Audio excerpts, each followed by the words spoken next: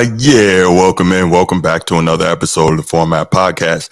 Got a pretty interesting show for you here today, and got one of my guys, one of my very good friends, and you'll see him in just a minute. He's going to be here to talk NBA with us, so definitely looking forward to that.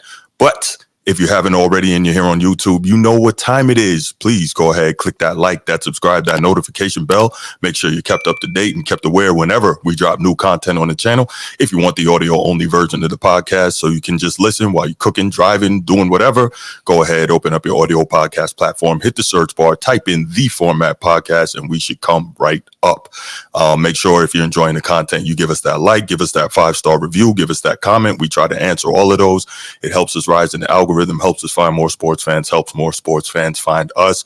So grateful. So thank you so much for joining us here today. All right. So let's get right to it. All right. What I'm going to do here is we'll go ahead and we'll move on to the next topic. If you want to give a call in, let's go ahead and call in. Let me know what's your name, where you're calling from, and then we'll take your call. But we're going to go ahead and move to the next topic from here. All right. So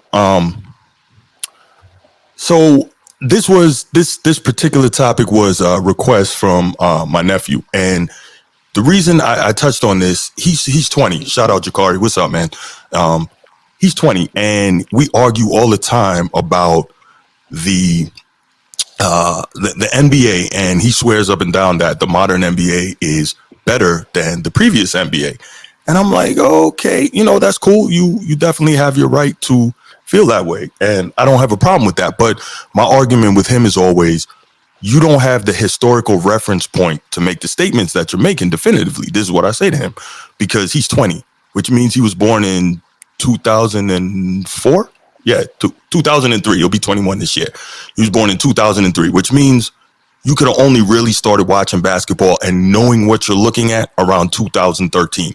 That gives you 10 years of historical reference, which means you didn't see any of the previous generations.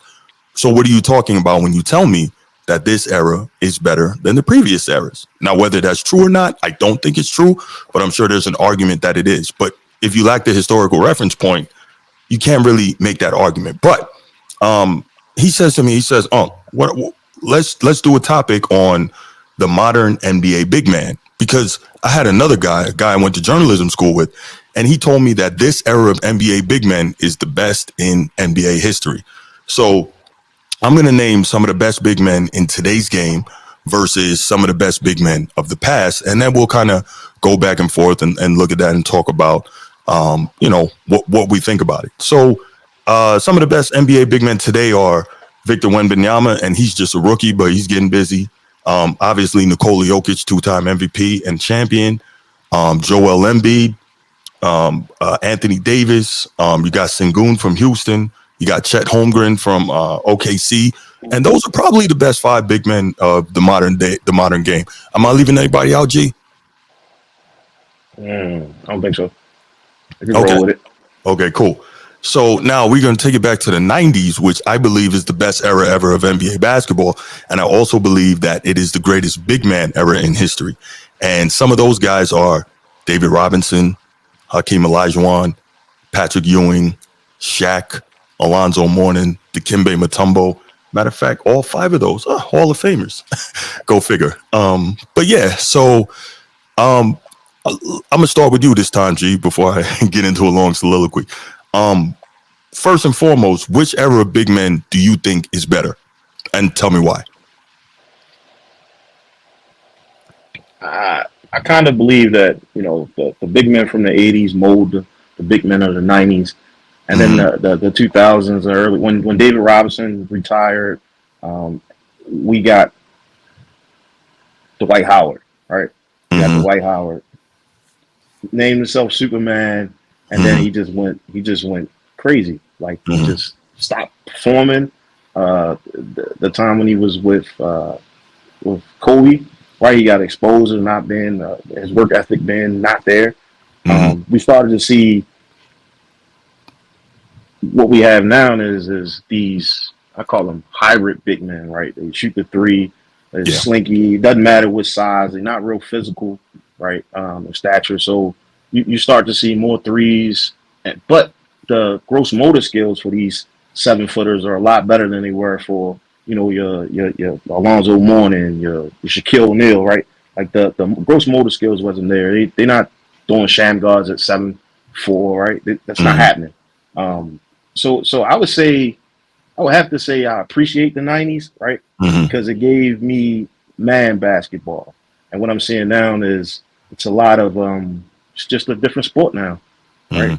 Defense isn't the cornerstone of the game. It's not the face of the game. You can go in a hole and not worry about get thrown under the hydros, right?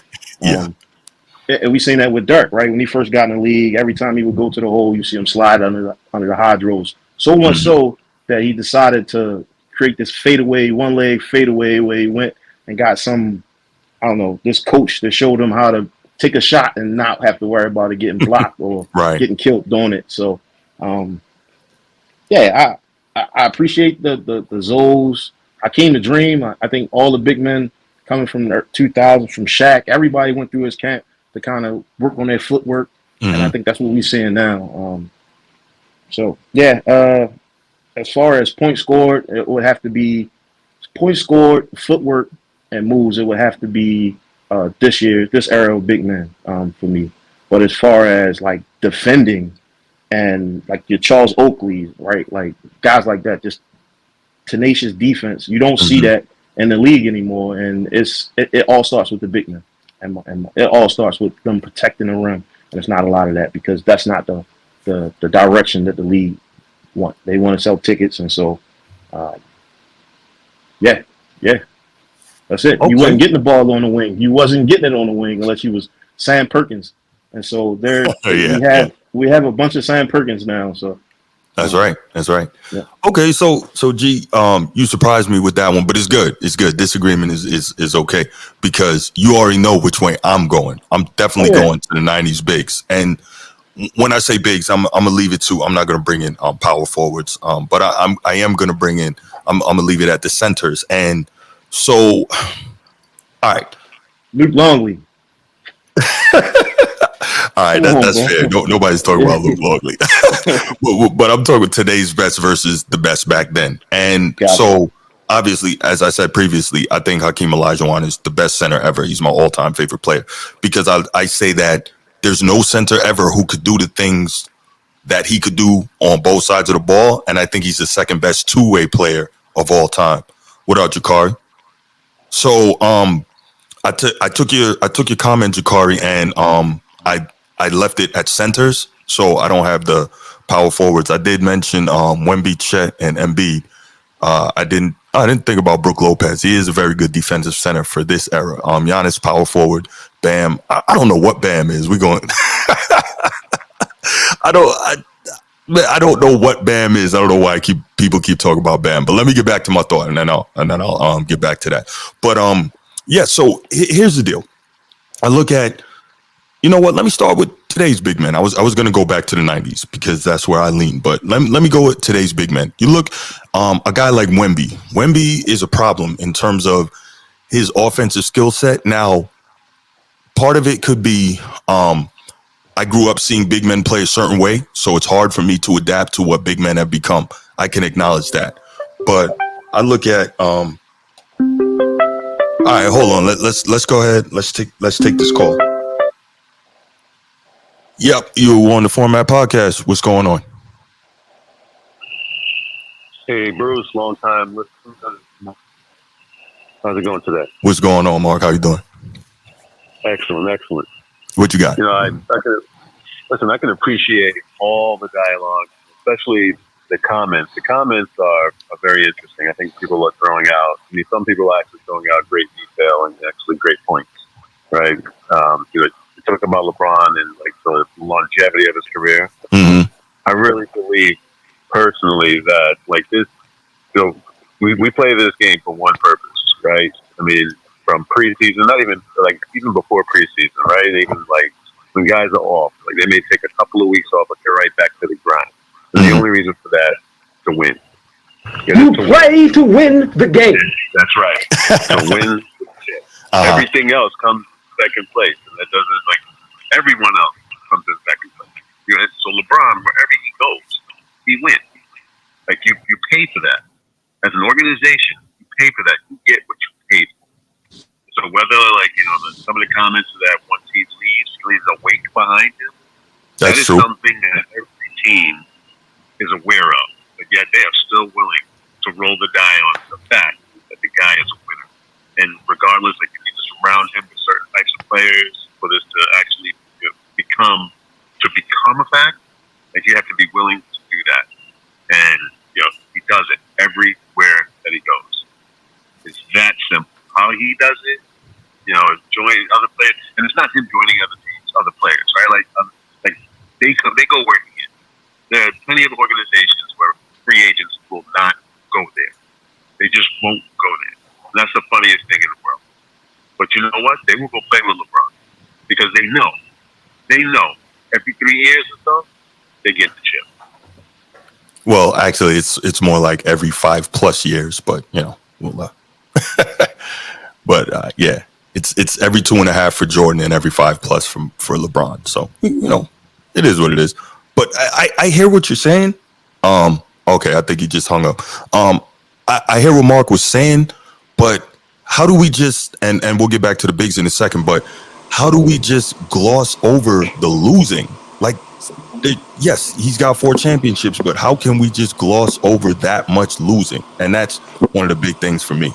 But okay, thanks for the call, Mark. Back to the big men thing. So Wembanyama, he's a freak, but I guess what kind of bothers me is it's so weird for me to see guys who should be centers playing like small forwards. Like every 7-footer now, other than what's good? It seems like every 7-footer other than Embiid wants to be Kevin Durant, and that's just so weird to me. Now I take it. Oh, looks like we lost G. He'll tap back in, but yeah. It's really weird. But anyway, Wembanyama is an absolute problem, right? He can shoot the 3, even though his percentage is not crazy on the 3. He can shoot the 3. He can handle the ball. I've seen him nutmeg somebody, which was crazy at 7'4". He can pass it because he's tall enough to see over double teams and all that. And so, it's awesome to see somebody that's that talented. But it's also weird to me to see a quote unquote center that can't go on the block and get you a basket if you need to. Now, hopefully, as he gets stronger during the progression of his NBA career, that'll be something that he'll be able to do more. So we'll see. Jokic, I've heard people say that Jokic has the ability to be the best center who ever played. Ridiculous. Absolutely ridiculous. That is nonsense. Now, Jokic is great for this era, right? But part of it is lack of any sort of defensive imagination by these coaches. And the other part is just overall terrible defensive concepts. Something simple. Jokic is a guy who at 7 foot is bringing the ball up the court, right? Tell me, G, you played college ball. You got 8 seconds to get the ball across. Why are opposing coaches not sending a smaller guard to harass this dude when he tries to put it on the floor? Because what's going to happen is he's going to pick it up and pass over the top of that, or he's going to back them down, which takes more time off the shot clock and possibly gives you an 8-second violation, or he's going to give it up, which takes him out of initiating the offense, which is what he does, right? And so by the time you get a small guard on him, at least if he gives up the ball, that small guard can now get back to his original assignment. Then you put the big back on him. Like, that seems like it would make a lot more sense to me than letting Jokic bring the ball up the court as a point center. I really don't understand that. What are your thoughts on what is seemingly a simple defensive philosophy when you're dealing with him? It's just kind of a different flavor for the coaches, I believe.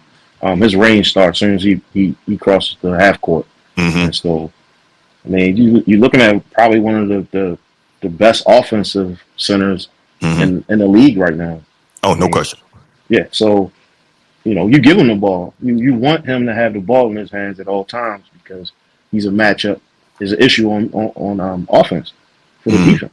So I can't go into why coaches aren't switching out and trying different things. It just could be one of those things where they like, wow, okay, he's bringing the ball down the court. They playing man. So I don't know. I would definitely put a small forward on him until he reaches a certain place on a point on the court, just because he can shoot over everybody. right? He Mhm. shoots over the smaller guard, and his Right. range does start when he comes past half court. So that may be it, right? That may be one reason why um, he's a pure shooter. Okay, so here's the other thing, right? Jakari says if they double him, someone's getting the bucket. Who do you leave open? This is not the 2015, 2016 Golden State Warriors. Jamal Murray can shoot it, but this team is not loaded with elite shooters like that. Yeah, they can shoot it, but at the end of the day, if I'm playing against a team and Eugene Genius is getting 30 a game, well, guess what? Somebody else gonna have to beat me. All right. I'm taking or doing my best to take that 30 away from Eugene Genius. If I get beat as an opposing coach by someone else, then that's okay. So that philosophy of if they double him, someone's getting a bucket, who do you leave open? That's a dumb philosophy. Somebody else who is not as good is going to have to do it. It's that simple. Like, I really don't understand. Like, these coaches, to me, they seem like they're so lazy. Like, I just don't get it. But anyway, back to the original point. I don't understand how people can talk about how great Jokic is. Yes, he's a great offensive player in this era, but here's the other part of it. There's only one other center that makes him work defensively. And the fact is, he doesn't play defense at all. And when he goes up against Embiid, he gets his lunch eaten every time. So how can we talk about how great Jokic is when he literally only plays one side of the ball? Like, this is the problem with this era. We talk about how great these guys are. How great can you be when you're only going one way? You're only playing one side of the ball. How is it that we totally ignore that? Where are you on this, G? Man, you look at his numbers, man, he killing. So if you Yeah, no doubt. if you dare try to put a smaller guard on him, they're gonna call ISO and he's gonna get a bucket. So it's like he's a walking bucket. I don't know. I don't understand how you would defend somebody like that. He's a freak. Players that I thought he would, would show him up. He'd give him the Mhm. blues. So yeah, if every time they play Philly, he getting the blues, but every other night Mhm. he crushing the Right. defense. So Right. So to the point is, when I was saying putting a smaller guard on him, I'm talking about in the backcourt when he's trying to initiate offense, make it a little tougher on him trying to bring the ball up, because they pretty much they let this dude walk it up on the reg, and it's like, where is the pressure? He's 7 feet tall, right? We all know, or most of us know, whoever played any sort of ball, that why you think that they tell the bigs when you grab a rebound, don't bring the ball down, because a little guard is going to take that from you, right? So yeah, Jokic can handle the ball for a 7-footer, but if he's in the backcourt and a little guard comes up there, a little guard should be able to take that. And again, what we want to do is not necessarily think about a little guard trying to lock him up. You want to disrupt him getting into and initiating the offense. To me, that's the bigger thing.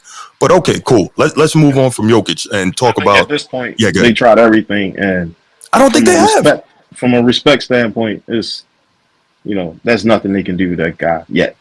Okay. All right. Yeah. Well, let's move on to the next dominant big of this era. And this guy is my favorite center in this era. And the reason he's my favorite center, because he takes me back to the era that I love, and that's Joel Embiid. And watching this guy play, he's an animal. He's an animal. And in the past, I think that he took too many threes. This year, he's only averaging like three-point attempts per game. So I'm kind of cool with that. He's deadly in the mid-range. He's deadly in the post, at least in this era.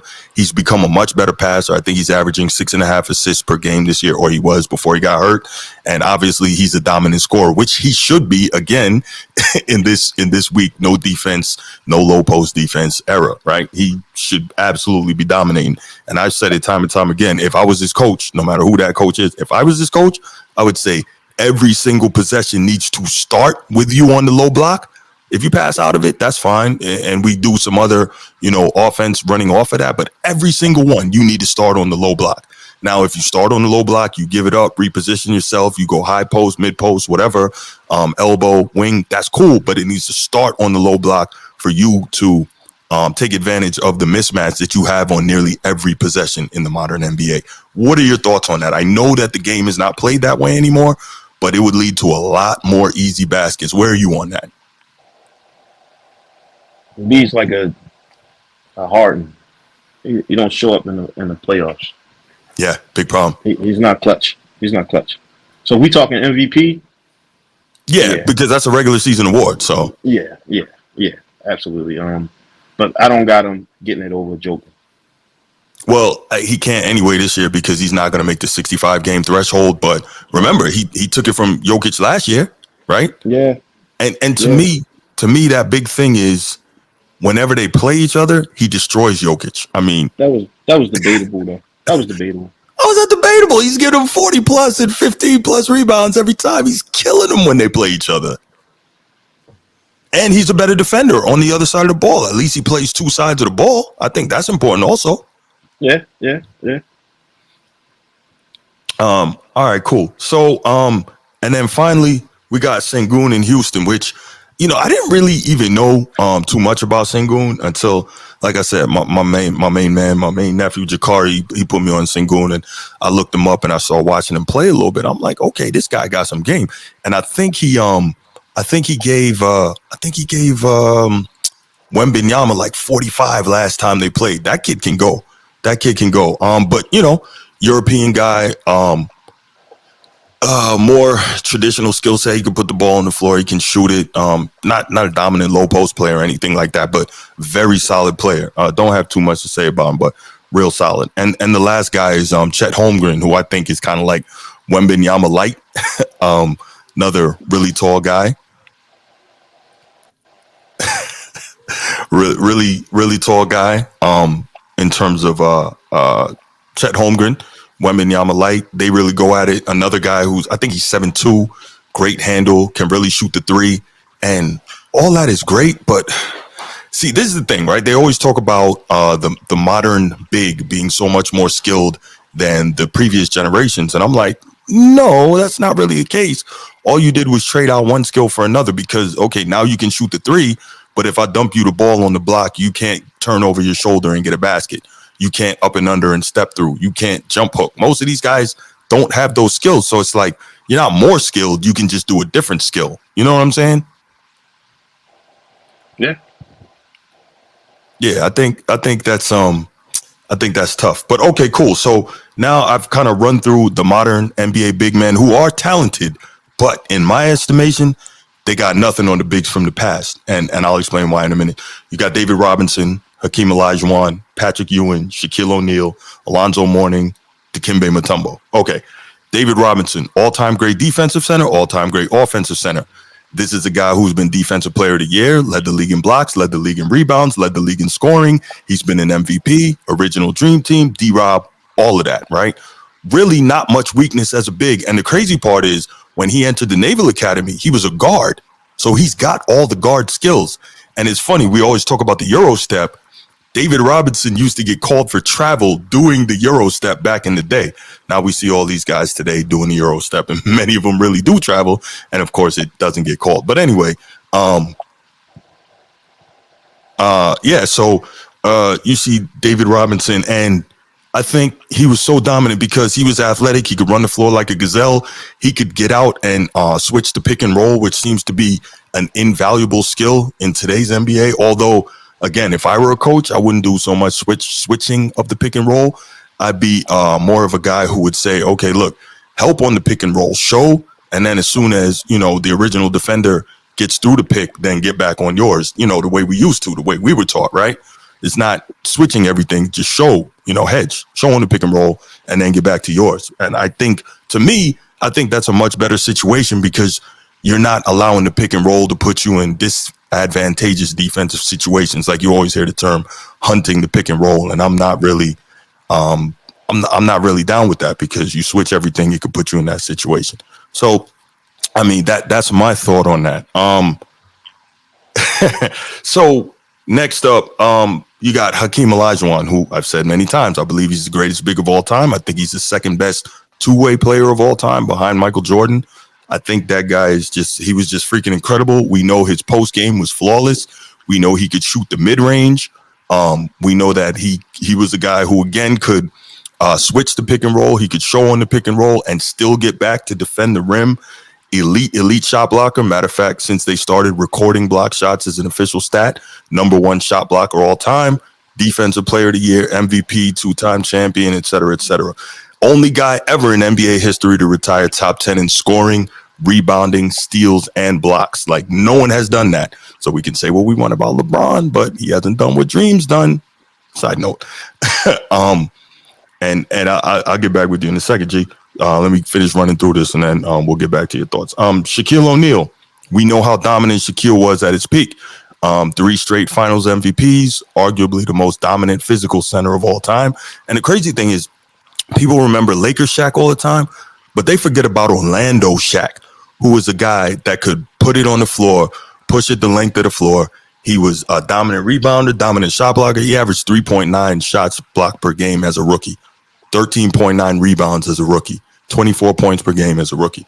Shaquille O'Neal was dominant from the time he walked into the league. And so even though he wasn't a guy who necessarily was going to switch the pick and roll, or he wasn't a guy who was going to run point for you like these guys today, he wasn't going to shoot the 3, he would be completely unstoppable today.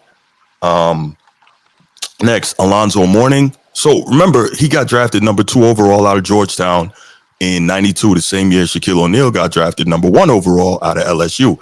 And everyone was talking about that matchup being Wilt Chamberlain, Bill Russell 2.0. And Alonzo Mourning, another guy, defensive player of the year, top 10 all-time shot blocker. When he was healthy before his kidneys went out, he was a great scorer. So that's another guy that could do it. And of course, Dikembe Mutombo, one of the best defensive centers of all time. I think he's number 2 all time in block shots. Not a scorer, but dominant defensively. So when you look at all these guys that I just named from the 90s, in my estimation, there is no way that these guys today could deal with those guys. And my thing is this. Everyone's going to say the guys today could take them out on the perimeter, could shoot the 3 and all that. And maybe that's true in the first quarter, maybe the second quarter. But when they're getting banged on, right, offensively on the other side, because now they have to defend these guys from the 90s. When they're getting banged on all that time, their legs go. And when your legs go, what follows? You know this, G, your jump shot, right? If you don't got legs, you can't shoot those J's. So all those J's you were shooting in the first half, those are going to start to dry up because your legs aren't there anymore. Then what do? They get put in the rim by those guys from the 90s. Your thoughts on my opinion on that? I think you got to look at the rules, right? And if we was to compare them, the 90s to the current era of big men right now, I think we would have to use blacktop rules because the NBA rules is like it's advantageous to the offensive player, and that's just how it is. So, but yeah, on a block, it's different. Like if we talking on a block, then yeah, it's 90s all day on a block. But when you start talking about stretching the floor, and you pick up at the half, it's a different game. Like you said, you don't want your 5 running out there and Joker's out there, or you don't want your 5 running out there and these 7-footers that can dribble, shoot, pass. They're gonna tear you up. So skills is a big deal. I think the gross motor skills is a lot better now than it was then. The technique is there. But on the block, yeah, it's all day. 90s all day on the block. But I think when you talk about the entirety of the game, young boys they just more skilled. They just more skilled. They lighter, but they're just more skilled. So I can understand why you would say that, but I disagree every time I hear them talk about the players today being more skilled, because to me, they do different things. But I don't know how you could. All right, example. I always give this example. It's the same example. I think Mark, he knows what's coming right now. 1995, Bruce Hope runs 100-meter dash, right? Cool. I run it 10 flat. The fastest 100-meter dash in the history of the world. Bruce Hope, you're the Flash. You're the fastest dude ever. 10 flat, 100 meters. Cool. 2005, Eugene Genius come along. 9.5 flat. Runs at 100 meters. Blows Bruce Hope's 100 meters away, right? Bruce Hope is now slow in comparison because Eugene Genius ran that 100 meters in half a second faster, right? That blows me out, right? Cool. Except, let's think about this now. When Bruce Hope ran that 100 meters, he ran it uphill. Genius ran it on a flat course. Degree of difficulty doesn't matter. The conditions we're playing under doesn't matter. So when I hear them talk about, and you too, today's players are more skilled, they're playing in an era that allows them to do what they do, right? We hear Kyrie Irving has the best handles in the history of the game, but he's allowed to carry and travel. how is that really the best handles in the history of the game? You see what I'm saying? Rules, and you mentioned the rules, but if the conditions allow you to do certain things, can we really measure how much more skilled you are? Your thoughts? Got me there. Again, I will say this: on the block, the '90s big men are more physical, you know, and it's their game was built around scoring, catching, blocking shots, and grab rebounds. Whereas well, now they moving away from defense, and now they're adding a 3-point jumper to their game. They're more fadeaways. There's more, you know, up and unders. I still don't see the correlation between the big men now and the big men from the '90s, except the 5 isn't. Like, remember, back in the day, the 5, that was like a last resort. If you pass the ball down, you bring the ball down, the big man is boxing out to get an offensive rebound in most cases. But nowadays, you know, that their offensive option, and many cases, like you see with Joker, who I believe he played more like Bird than any other big man that I've seen, or any other person that I've seen play. I think he's more of a Bird style player because he's just not that over the top type person, but right. He scores some kind of way, getting 3-4 inches off the ground. He's still able to do it. But yeah, on the block, yeah, I think over time they will. If it's a traditional big man game, then yeah, of course the '90s are going to win. But it's not any longer. They're actually moving away from positions because, you know, it's hard to say. Like a lot of teams don't consider 5s 4s. It's just they just running. You don't need it. So the only thing I'll say, and then we'll move on to the next topic. I guess the last thing I'll say is, I hear you when you say on the block, but you look at guys like Patrick Ewing and Alonzo and Dream and D-Rob, and those guys didn't just have to live on the block. Obviously, those guys knew that as a center back then, your thing first and foremost was to get to the block, see if you can get an easy one. But all those guys were elite mid-range shooters too. So those guys could all shoot it out to 17, 20 feet with regularity, whether it's Ewing or Zoe or D-Rob. And those guys could all put it on the floor as well. So, like, I don't see as much of a gap between back then and today as a lot of people say, other than today it's actually coached out of you to shoot the mid-range and just step back and shoot the 3. So I don't see a huge difference, but that's me. But all right, cool. Let's go on. And you know what? I'll go ahead. If anybody wants to go ahead and give a call, numbers on the screen, go ahead, give a call in. Give me your thoughts on the big men of the past versus the big men of today. Tell me where I'm wrong. I'm always cool with that. And if I'm wrong, I can admit it. Or tell Genius if he's wrong or what you think. Numbers 904-219-8264. 904-219-8264. Go ahead, call in now.